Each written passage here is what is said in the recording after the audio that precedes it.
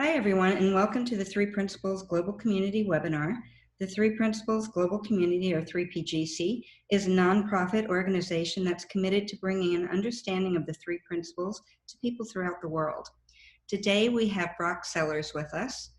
Brock is an Alabama native with strong roots in the social work field and has been working in the field of child welfare for over 17 years.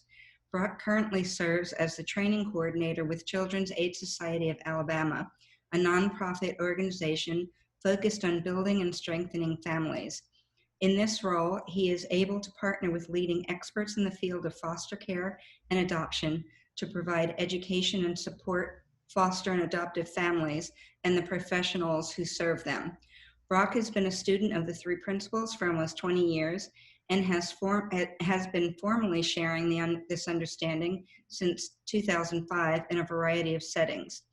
He is passionate about the potential this understanding offers humanity and has worked with service agencies, schools, mental health providers, and businesses throughout Alabama and the Southeast to achieve overall healthier function. In 2014, he and his brother Jamie formed Innate Health Solutions, a company dedicated to helping individuals, families, and organizations thrive by discovering the power of this understanding. He lives in Hoover, Alabama with his beautiful wife and his two very active boys, ages 8 and 10. His favorite hobbies include coaching soccer and enjoying Mexican food. So, Brock, thank you so much for joining us. I'm so excited to hear what you have to share. So I'll go ahead and turn it over to you. Thank you, Bonnie. Excuse me.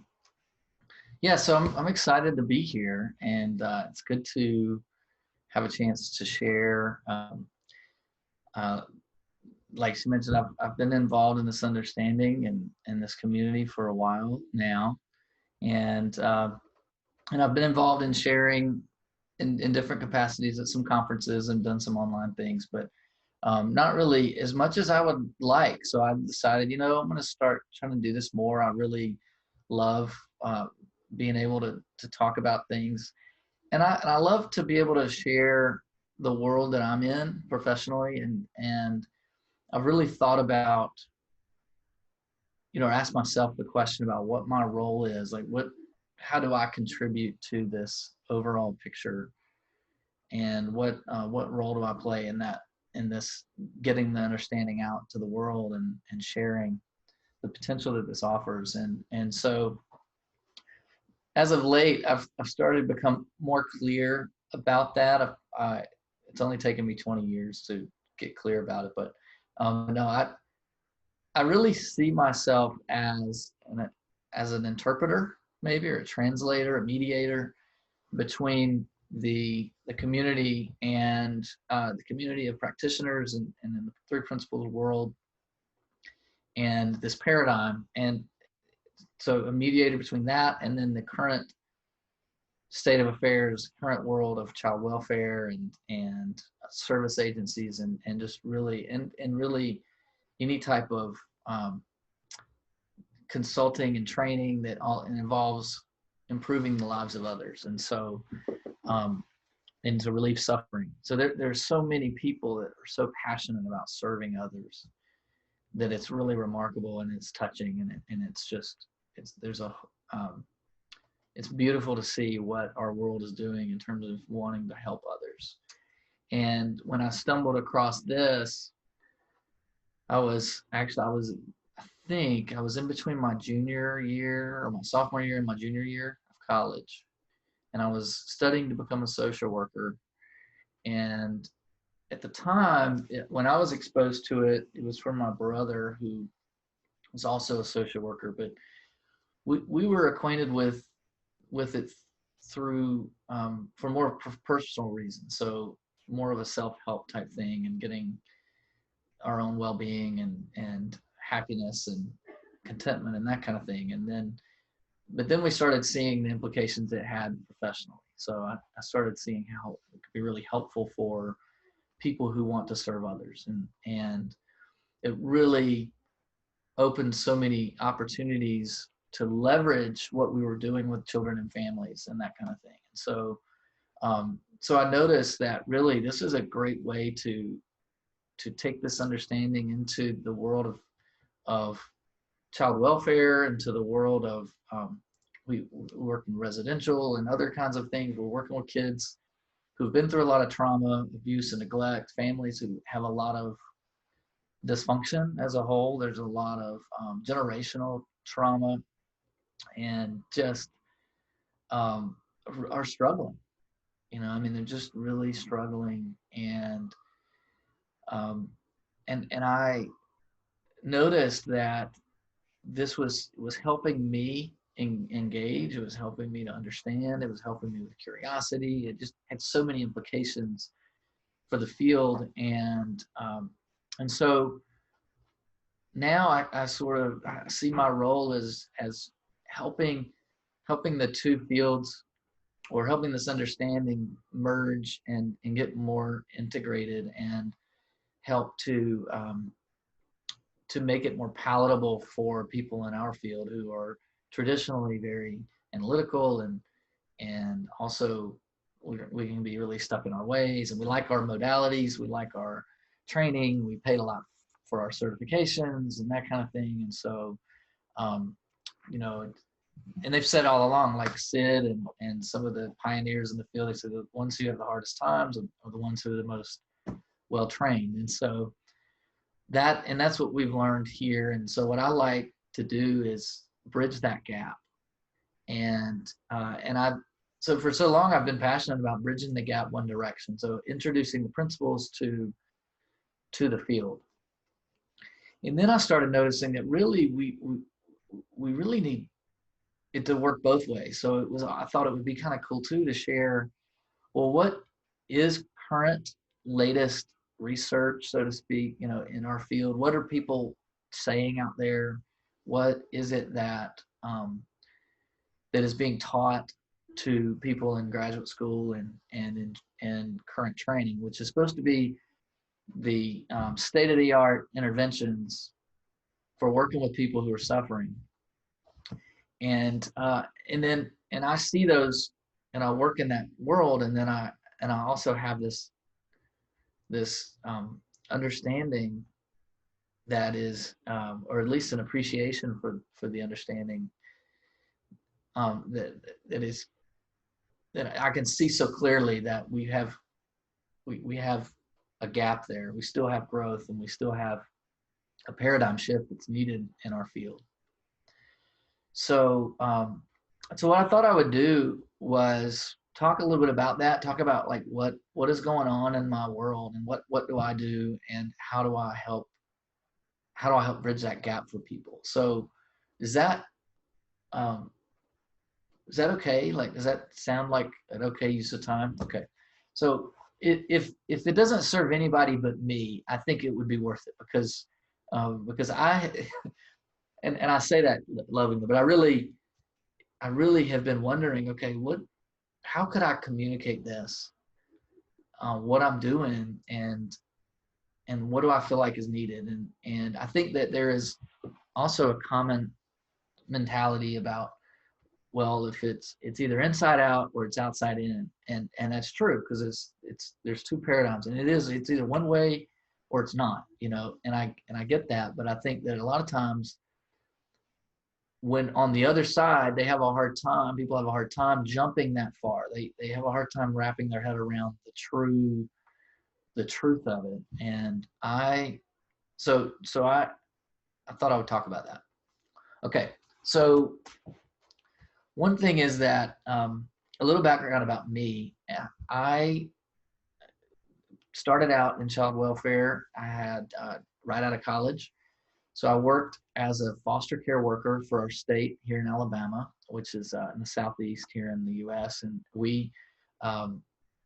what I did was work with kids they were in foster care. They no longer live with their parents due to safety reasons or whatever. They didn't have parents that were able to take care of them, nor did they have family members that were adequate or able to take care of them. So what we do is, when a child's not safe and able to stay in the home, and we try to get them back to a relative, at least, someone that they're connected to, so that they can have a sense of normalcy and feel safe and well-being. But that doesn't always happen. So we have to, we put children in different homes and different places to try to help meet their needs.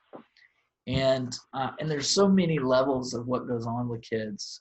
And so that's what I did, is foster care for a number of years. And then I transitioned into another role where it was child abuse and neglect assessment worker, which is essentially an investigator, where we would, go out and you have a report about abuse or neglect, or you just have a safety threat of some sort, and we just go and assess and make sure kids are safe and that kind of thing. So, but like we mentioned, so concurrently, I had already been exposed to the understanding of the principles, and then I get into this work where it's very focused on pathology. We're focused on the fact that people are not cooperating with us and they're dysfunctional, and we would say things like, we got an alcoholic mom, and she's an addict, and she's a this, and she's disruptive, and kid is manipulative. And so we were just it's a culture of diagnosis and judgment. Judgment is probably, it sounds rough, but I mean, it really is just the way that we think about people. And I honestly think it's kind of an innocent thing that happens. But, when you're trying to help people be healthier, just like the medical model, there's a medical model of this. Is like, what do we focus on? What's wrong? So we focus on the fact they're not working, and they're not doing this, and they're failing drug screens, and they blah blah blah blah blah, and they're not taking care of their kids. And so that's of course what we focus on. But what I was noticing was, in my other sort of, my learning about the principles was, okay, it helped me see to the heart of the matter with families. So I was able to get more curious and get deeper than just, okay, they're not following through, but what's that about? And what is it that's driving this? And why would it make sense for somebody to do this? And if people are really, if I believe what I believe and what I see is true, that people are doing the best they can, given their level of understanding, given their grounding, then they're going to do what makes sense. And sometimes it's not always the best, but it is what makes sense. And so, so what I noticed was over the years that I was able to have success and connect and have rapport, and even maintain rapport in difficult situations. So having rapport even when you're having to take custody of a child and move them out of their home and still have a healthy relationship with the family and maintain that. And that was really unheard of in my mind prior to this understanding. Like, everybody has this idea about people snatching babies and all that kind of, and it just doesn't have to be that way. And especially if you can communicate effectively and listen and connect. So I was in that world for a number of years, and then I also had the opportunity to continue my learning with the principles and get some development from some people who had done a lot of work in this world. So I went to some Sid Banks conferences and some other events. So in 2005, went to a conference in West Virginia at WVU that Dr. Pettit had helped put on with Judy Sedgman. And they did this big conference that I got to meet a lot of people from Pransky & Associates, and Sid and his wife, and just a lot of other people that were involved in this work.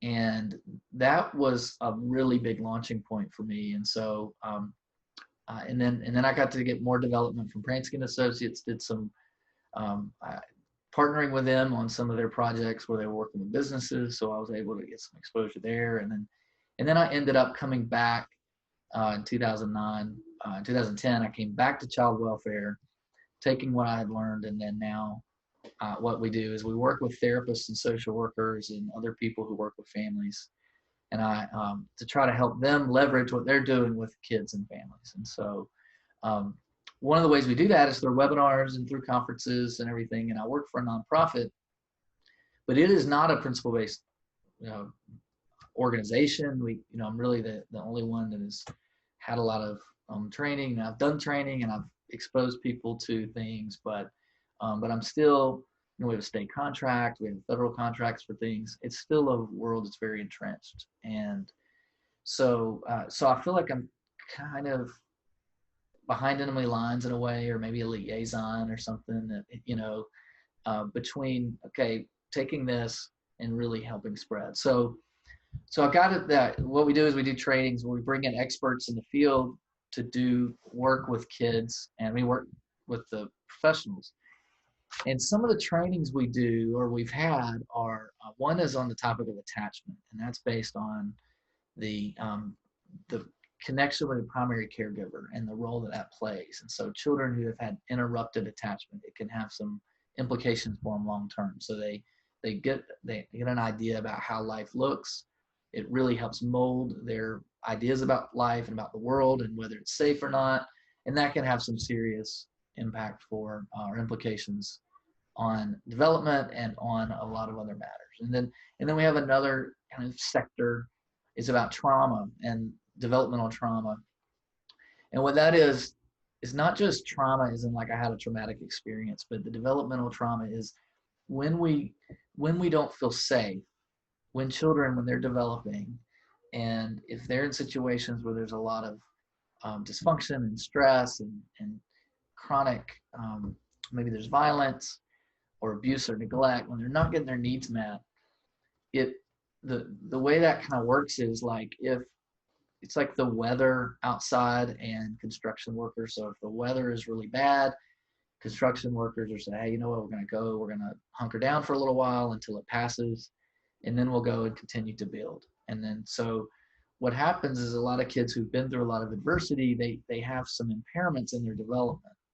And so so a lot of people, they look at children's behavior or they look at their situation and they see it through the lens of attachment, or they see it through the lens of developmental trauma, or the combination of those. So that is another really common thing is like, okay, well, this explains why children behave the way they are is because they've had trauma, or this explains why is because they've had attachment struggles. Another theme is some of the other areas are just grief and loss, and a lot about the grief and loss cycles, but not really cycles, but just phases and states that we get in when we're experiencing loss. And it's very, and that overlaps with trauma, but just that the feeling of, okay, my life is, there's a lot of uncertainty and there's a lot of anxiety and stress. And so that's why kids behave the way they do. So they're trying to, our field is really trying to understand behavior, really trying to understand why people do what they do. And there are a lot of good reasons or explanations for that. But what's happened, and just like with anything that we try to give an ultimate truth to, what happens is that there's always anomalies, right? So there's always exceptions to this. Like, so this kid has had a lot of attachment disruption, but still doing okay, or this kid has been through so much trauma, but why are they so resilient? What is that about? These kids have had so much loss, and one kid is doing well and one kid's not, and that kid went through more trauma than this kid, so to speak.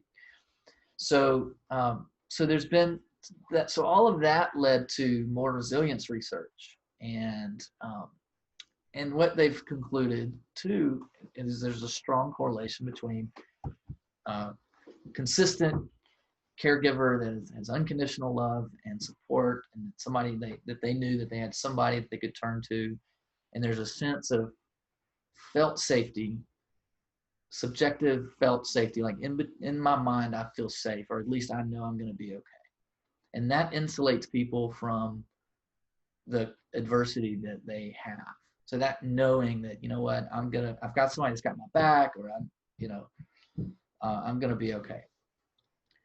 So those are some themes as to like where our world is and why kids behave the way they do. Because what happens is that when children who've been through a lot and are parents who their children have been through a lot and they're just older, right? They have parents and they grow up. There's still a lot of maturity issues there. So people are like, well, look, she's a grown adult, but why is she acting this way? Or I'm talking to this 15-year-old. They sound like they're 25, and then one thing happens and snap, like they're a 5-year-old again. Like, what is that about? And so there's this correlation between maturity levels and how secure people feel. So this talk could really be more of insecurity and immaturity, really, because that is that's how this happens, is that when we feel insecure, when we have a perceived threat, the perception of a threat, and this could be that I don't feel safe physically, or it could be there's a threat that I'm perceiving in my mind, that I am thinking about, that is happening within me. If I have a threat to my ideas about myself, or if I have threats, these are a little more nuanced and they're a little more under the radar. If I'm embarrassed, or if I have some sort of fear about something, then my body and my mind, my whole system, the sympathetic nervous system, it kicks in to protect. And so what I love being able to do is within in my professional world, is being able to show that that it looks like it's outside in because you have an outside threat, but it really is not the outside threat. And people get that when they see that really their experience is really happening within them. Now, if you tell people that, they're not going to believe you, like if you just can tell them. But if you can talk about the fact that, no, it's actually, no, it happens within you and in your brain and in your body. Like your system is either perceiving a threat or not. And if it's not perceiving a threat, it actually automatically settles down. And that's the parasympathetic. So it's always working to protect. So you have a system that is built in, that you had no part in creating. It's an innate health system that is working for you. It's working for you to protect you. And then it's working for you when it doesn't have to protect you. It's working for you when it's not. So you have wisdom at your disposal all the time. And this system is helping the children who have been through a lot. It's helping the parents who are working with them. It helps the staff who are trying to help children who are having their emotional and behavioral struggles. They're having their outbursts. They're constantly in this fight or flight mode of, I feel threat. I don't have certainty here. I don't understand why I can't go home. I don't know if this person is going to touch me or not, or all of these things they're in the minds of these children or these youth or these parents. Are you going to remove my kids?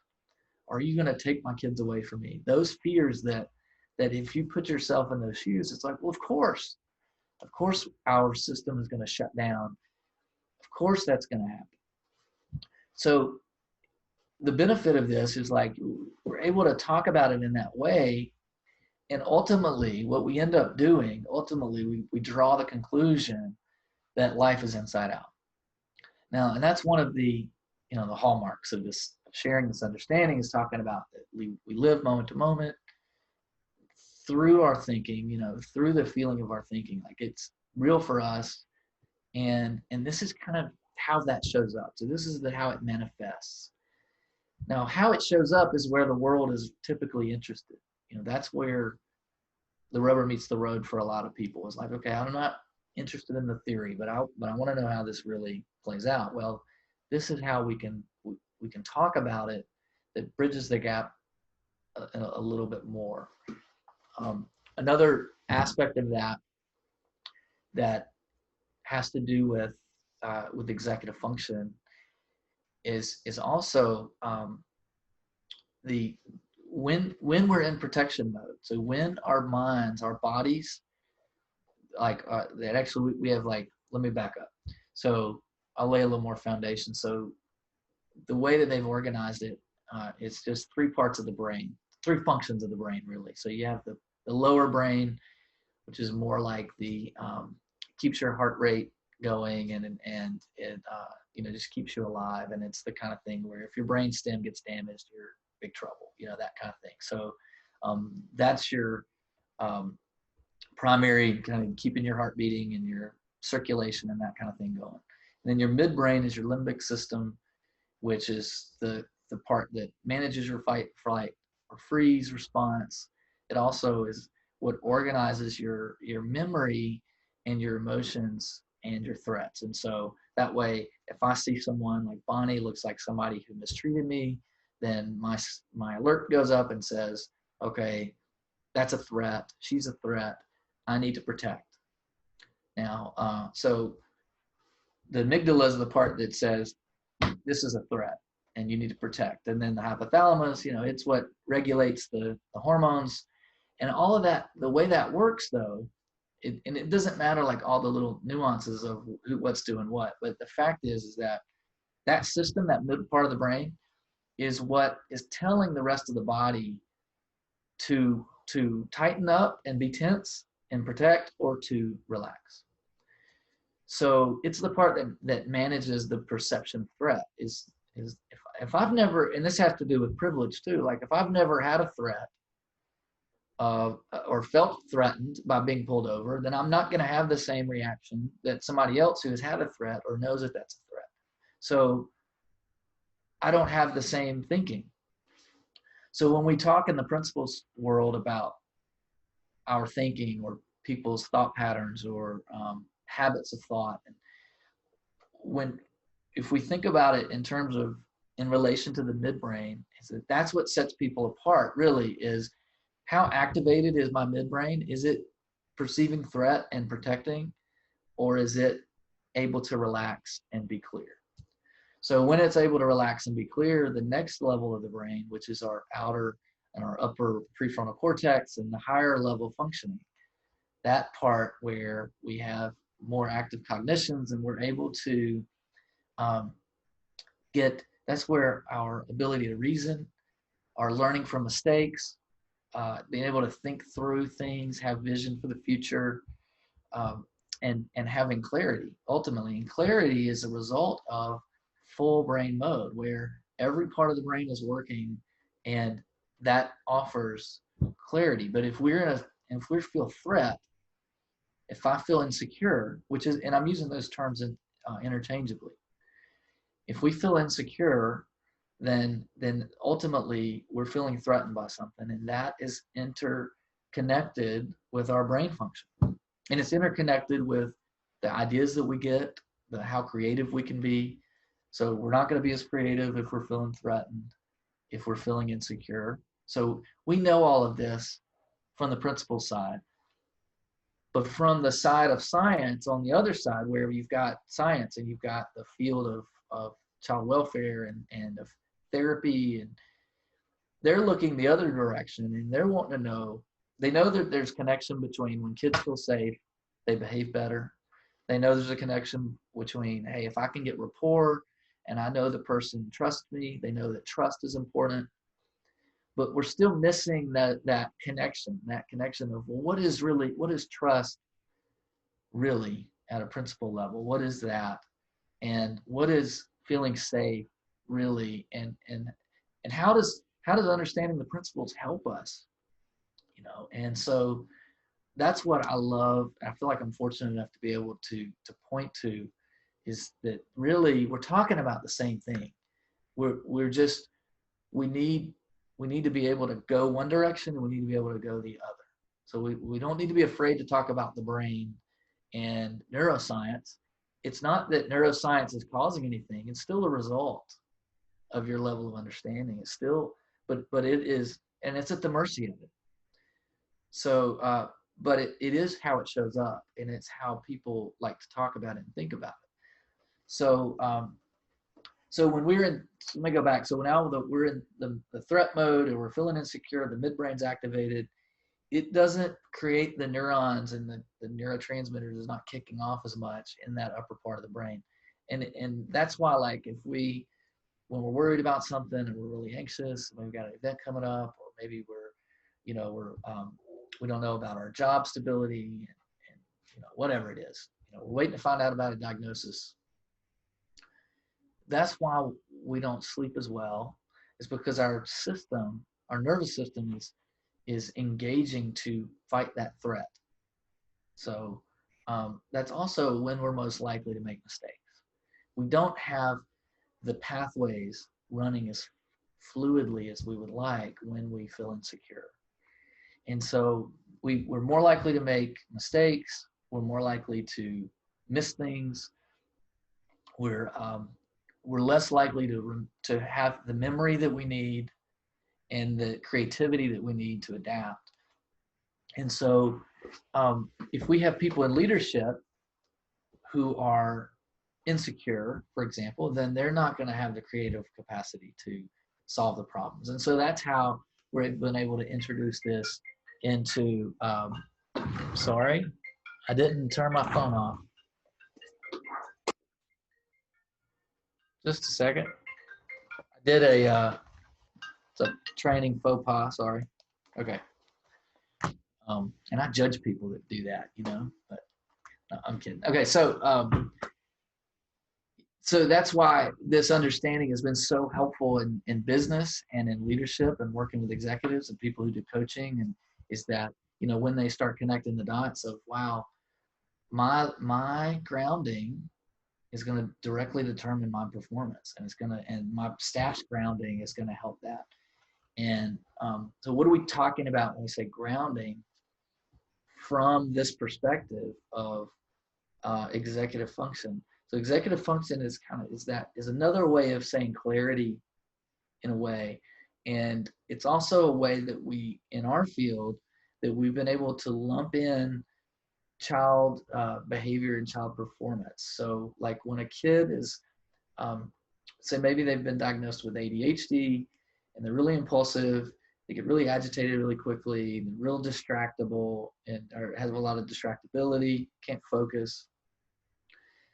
All of those things, like in and of themselves, are not a problem until they affect function, right? So those things are going to affect their ability to do all these other things we're talking about, to plan effectively, to learn from mistakes, to be able to have any type of emotional regulation. Okay? So you have children with autism, that the way that it shows up is a little bit different, but the impairment, how it impairs them, is the same, is that it's going to affect their ability to perform at an executive function level. So now we actually did a webinar a couple of weeks ago, and it was about executive function being the missing diagnosis in our field. Like, ultimately, it doesn't matter the cause as much as it's what are the real impairments, and what is causing the impairment. And the impairment is the fact that there are not the pathways that we need between the midbrain and the upper brain. What does that mean from a principal's perspective? Is that the level of understanding, our grounding is, can we face adversity and get insecure and it not be a problem, and it not, like, can we have clarity in the face of difficult times? Or another way to talk about it is people talk about emotional intelligence. What is people, what's your emotional intelligence? That's the very same thing, is that how, and it's taught differently, and don't get me wrong, but in essence, we're really using a lot of different words for the same thing. It also explains why emotional regulation, that's another one, is like, how well do I regulate after, or I've had a so-called threat,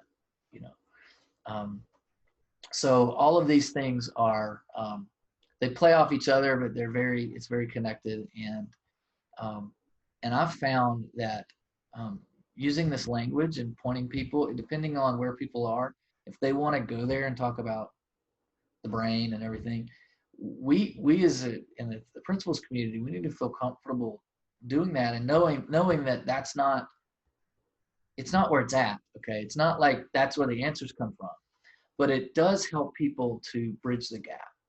And then they come to the conclusion that, oh, okay, this is what you mean when you say this is what you mean by grounding, or this is what you mean by level of understanding. When we say our level of understanding is, how well do we know that the system works, or how do we know that the system works, and how does it really work?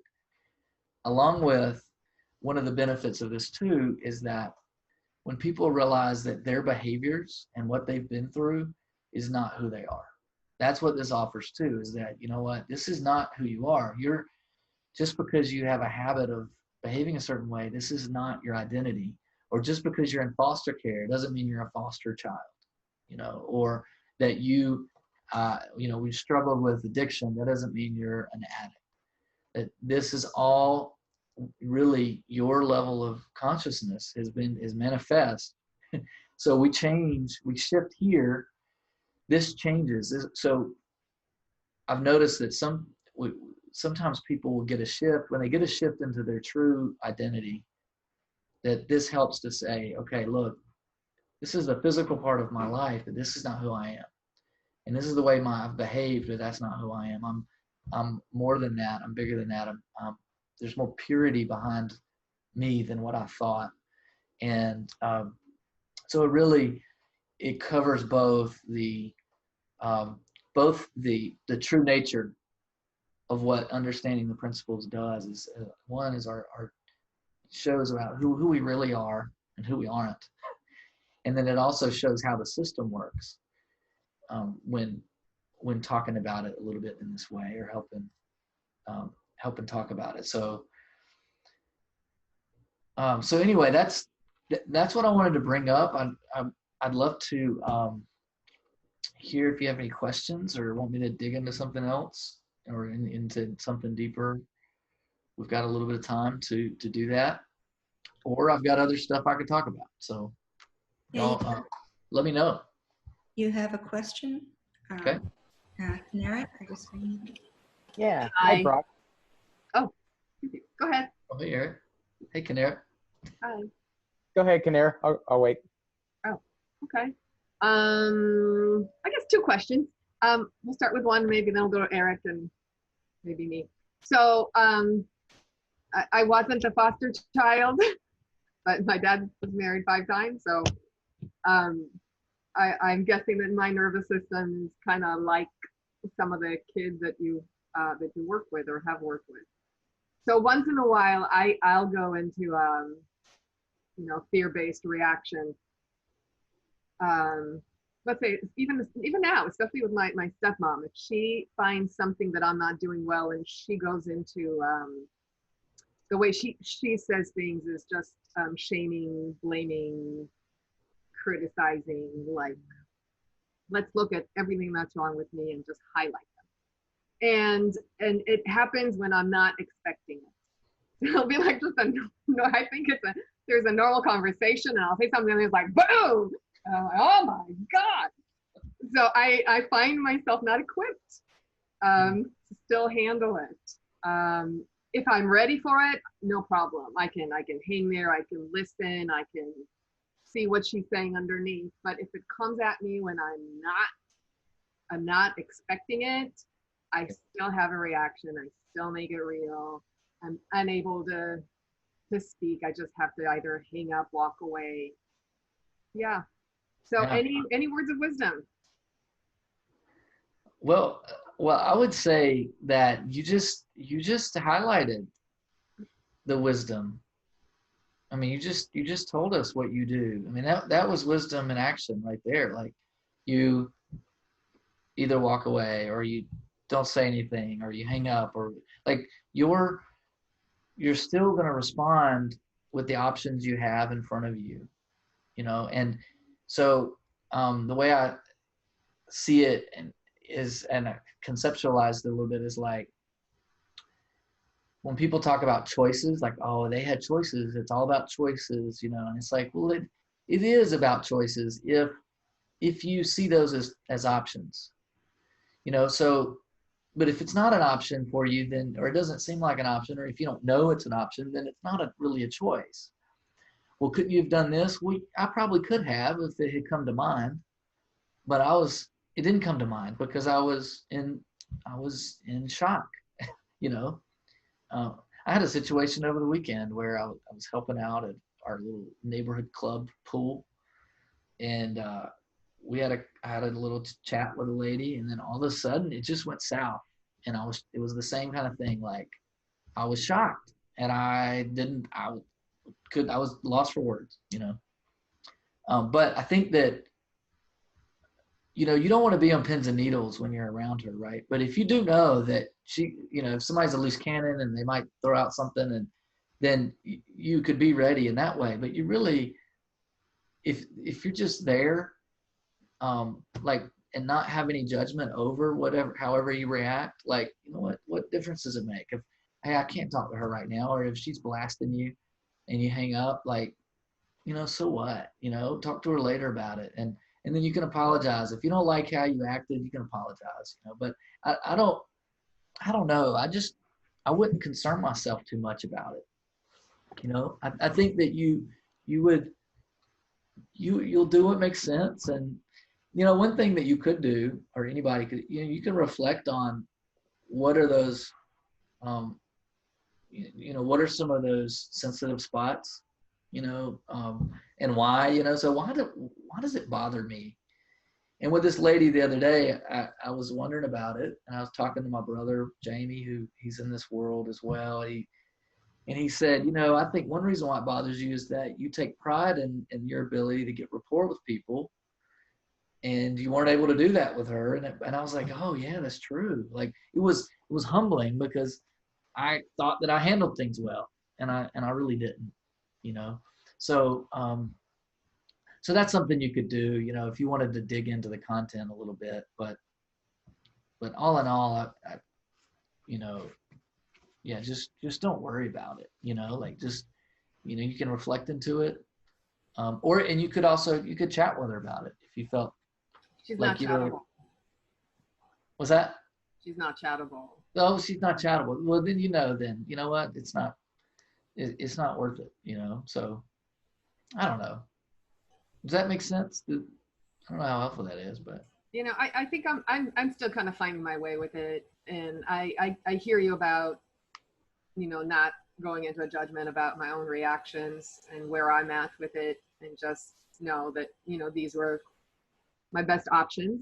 And okay, I didn't engage in a fight. I gotta go. I can't handle yeah. And you could be really curious. I mean, if you were really, only if you were curious, you know. It's not really a technique, I guess, but but if you were, you know, you could combat that kind of thing with curiosity. It's like, okay, say more about this, or why does this bother you so much? Like, like, tell me more about, because there's something going on with her, obviously, too, that is bothering her. And so, you know, step out of victim mode into, like, how Dr. Pransky talked about, like, being an anthropologist. You know, yeah. I know what's bothering her. So, I just can't be there when she's, you know, seeking the way she's seeking. gotcha. Okay. Thank you. Well, thank you.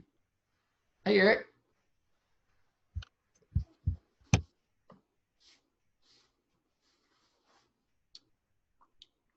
Somebody needs to unmute. There we go. Oh, there we go. Hey, Brock, how you doing? Hey, I'm well. Good. Hey, question for you about autism and folks that are along the spectrum there. How does your understanding, or how does this understanding help you work with them? I can see where explaining, or basically getting this understanding to the parents and folks, can help them understand how the child is, you know, where their experience is coming from, those kind of things. But in a situation where a child may or may not have the cognitive ability to understand this understanding, how do you work with that? Yeah. Well, you know, I'll be honest, I haven't dealt with it a whole lot, and but I can say, you know, really, this understanding, as you've heard from a lot of other people before me, you know, but the understanding really is what it offers is a feeling. You know, the feeling is what people tune into, no matter their level of functioning and presence. And so I feel like when you have somebody who's maybe not as verbal, or not as high functioning in the regards that we're talking about, the calm, well, or it might be energetic, but the energy that the person's coming from is going to resonate and register. And in children on the spectrum, that they're processing things in unique ways, and so just like loud noises might be more sensitive, also the language and the touch and some other things that can be really soothing, or they can be really agitating. And it is really on the people who are working with the child or around the child to be in tune with that. And the more that they're present, the more they will be sensitive to registering and calibrating and knowing, okay, where are the thresholds. So the thresholds are really small for children within the autism spectrum. They can be very sensitive. So I think it's less about teaching the understanding, even with the child, as much as just being there and having the feeling. Is that making sense? Absolutely. Yeah. Yeah. No, I was just wondering if there were specific approaches that you used, or if you even tried on a child that was in that situation to get the understanding into them, or like you say, maybe it's just the feeling and being able to be in tune with them. Yeah. Well, and I'll say this too. If you've got somebody who is maybe they qualify, or they're diagnosed with autism, but they have some really high cognitive abilities, you see that, and they're super smart, off the chart, but they are hard to have a conversation with, that kind of thing. There are ways that they can understand it, can explain it, and it's more robotic in a way, but they can get it, and then help. I don't know. I think that there's a way to talk about it if you were in that context, to talk about it. Also, you have like behavioral analysts a lot of times who are doing a lot of work with kids that have struggles in that way. And behavioral analysts they're analyzing behavior, and they're doing certain things to adjust behavior, right? And if they are trained in this understanding, that could be really huge as well. Right. So that's something that's a big hurdle that we're trying to get over too. Yeah. So I think they love it. We've done some training for behavioral analysts who they really like it, and it makes sense. Yeah. Yeah. Awesome. Thank you. Yeah.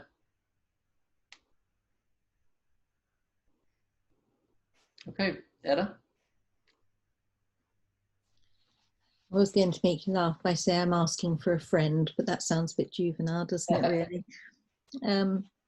I grew up with an alcoholic, abusive father. He never was actually abusive towards me, but he was towards younger brother. And he was very abusive to my mother. And the first thing she taught me was how to call the police. It was that sort of environment. And it wasn't until he started attacking my brother that she divorced him. And this was way back in the 60s. And we were on our own, and we were the only single parent family in the whole of our neighborhood. And we were the only single parent kids in our school, and we were the only kids that got free school meals. And I'm new to the principles. It's been this year really that I've come across the principles, and it's been amazing. It's been absolutely amazing. I mean, I was 60 last month, and I have functioned for the last 50 plus years, having this, but it has overshadowed the whole of my life. It's been, I hadn't realized what an impact it had until the burden was lifted. And I don't know, I'm going to call it an epiphany. I don't know whether it was Sid's feeling or what, but one Saturday we were doing a course with Michael Neal, and I cried for a whole weekend. And it wasn't self-pity so much as sadness, genuine sadness for everybody involved, not just me, my brothers, my mother, my father even, but also for the waste of a life, how different life could have been. if, Mm. if. But what I've really noticed since this, and it's been about 4 weeks, I suppose, is that for the first time ever that I can remember, I've slept. I've always been what I would call hypervigilant. I'm sure that stems back to childhood. And I have slept, and it's just been transformational, just sleeping. So that's been amazing. But the other thing I've noticed, which was the point of it really, whether you've got any words of wisdom, I haven't been able to get back to the feeling since. My mind and thought just won't let me go there. It's almost amusing to observe what goes on, distraction techniques, checking out, and I'm sure that is what you were talking about, this sort of protectionist behavior. This weekend of weeping, as I call it, my wailing weekend, scared the shit out of me, if you'll pardon the language. It was really, I've never been so out of control. And I think that's how I've dealt with everything, by controlling everything in my life. But I really thought I'd broken through that weekend when the crying eventually stopped. And yes, I am sleeping. That's a huge benefit. That's amazing. But I feel now as if I've stonewalled, as if I've crashed into a wall and I can't go any further because of my mind, little mind, that going, oh, this is far too risky, far too dangerous. Look what happened last time. You ended up with a snotty nose and red eyes. I'm making a joke of it. Please forgive me. I have to. But it's, yeah. What would you tell your children in this sort of situation? Well, I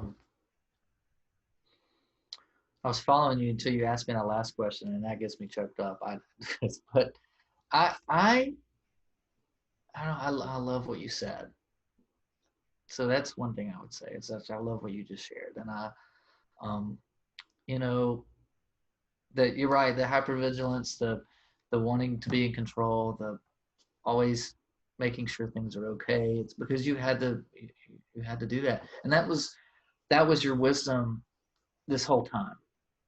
So that that is also, that's your inner protective capacity that we were created and designed with, that was working in your favor. So it was it never went to sleep. So the grace, so to speak, has been at your favor this whole time. And uh, it is new for people when our minds are, the cool things about our minds is that it's like a house of cards too, though. So once you have one foundational insight that just changes the way that life looks for you, and things come crashing down. But then when that happens, there's some more rebuilding, and we're not used to rebuilding. Like, we're not used to our world being blown apart like that. And like, well, now what do I think about things? And in my work I work with Gulf Breeze recovery, some with people who leave, who have been through substance abuse treatment through the principles, and then they do the post-education stuff. And they're experiencing something similar, I feel like, in that it's now I don't know how to think about life. Like, I don't know how to think about my family anymore. Like, I have a whole new foundation, but I also feel like I'm starting from scratch, and they're scared too. It's scary. Like, and you don't want to spend a weekend crying if it wasn't pleasant, but then again, it's like, so what if you have to spend another weekend crying? Like, is that really a problem if it was something that was needed, and so I don't know. I think that in terms of advice, I don't, advice is what it is, but you want to give yourself, and this is kind of like what I told her, like, Canary. It's like, just give yourself some space for that. Like, it's okay. Give yourself some permission to have an ugly cry, or to not know what's going on. Play around with that. Like, what is that about? Or what is it like to not be in control? And this is I like to give this metaphor too, or this visual is like, we're white knuckling all the time, and that creates tension, and that creates stress, and that, right. And it sounds like you've been kind of on and off white knuckling until you seeing that you don't have to. But then it's like, well, if I don't have to, well, then what do I do? So you still have this idea that you got something to do, and that's what the beauty of this is. We really don't have anything. There's nothing we have to do. Like, it's doing it. It's our wisdom and mind, and it's all working at our disposal for us, and we can just be. And we don't have to judge it. We don't have to change it. We don't have to worry about it. We're going to screw up. Yeah. And we'll apologize. But there's an easy way to navigate life that we just didn't know was possible. And now we do. And so you're in that fun stage of figuring out how that is. Okay, Canary, you got to go. See you later. Thank you. So I don't know, is that anything else about that? I don't know if that makes sense, or I'm just kind of very reassuring, extremely reassuring. It feels almost like a muscle memory. I love your white knuckle analogy. I do. I find myself waking up in the morning thinking, I've got to. And I think I actually have a conversation with myself, and you haven't got to do anything. You haven't got to do anything. It's fine. Yeah. It's re-educating the muscles as well as everything else. Yeah. But I think the work that you're doing is just inspiring, though. Just restores my faith when I read news reports of what's going on in the world, that there are people like you out there really putting the principles into action. I'm still at the stage of getting to grips with it and feeling my way into it. But the fact that you're translating it into such valuable action, I think, is just so wonderful. So, wow, Ella, thank you for that. And another thing real quick is, it's kind of like when you wake up from a bad dream, your body is still reacting to it, and you have to keep reminding yourself it was a dream. Like, so you're still feeling the effects of something that, and you have to remind yourself. And that's really what you've done, is like, you're waking up, but you're still settling in. Or after you get scared by a friend, but it takes a little while to regulate, your system is regulating right now. And so we all go through that when we start learning about this. I think everyone could attest to something similar, that we had to readjust. So I love what you're up to with that. If I can help in any way, let me know. And there are a lot of beautiful people that can support you through your journey with this. thank you, Rob. Thank you. Okay. Bonnie, we're going till, when we go to 5 o'clock, or are we? Yeah, no, we're at the top of the hour. Just, if there's anything that you want to say to wrap it up, I want to give you Closing remarks. Yep, give you that time. Well, I just, I love what's going on here with us being able to share with, this understanding and what we're doing with it. And we're all in this together. And I love how, I love that we have the opportunity to do these in so many other ways that we're able to share, and other people we learn from each other all the time. And if I can be in any conversations to help this initiative and to support people in their respective worlds, I would love to do it. So I love how you give of your time, and I appreciate you, Bonnie, for coordinating these and doing all that you do. So that'll be what I'll end on, is thank you to Bonnie, and thank you guys for showing up and taking part in the conversation. It means a lot. Yeah, thank you, Brock. I want to reiterate what Etta said. I am truly inspired by what you're doing. I didn't know the depths of that, how far behind or in back of the lines you are. Behind the lines, I think is the way you put it. It's very inspiring what you're doing. Thank you. Thank you Awesome. for everything that you do. Yeah, and for sharing it here. Really Very appreciate cool. it. Yeah, and just thank you for everybody who came on. And just want to let you know that on Monday, July 20th, we are going to have Christy Halverson. So I hope you can join us live then as well.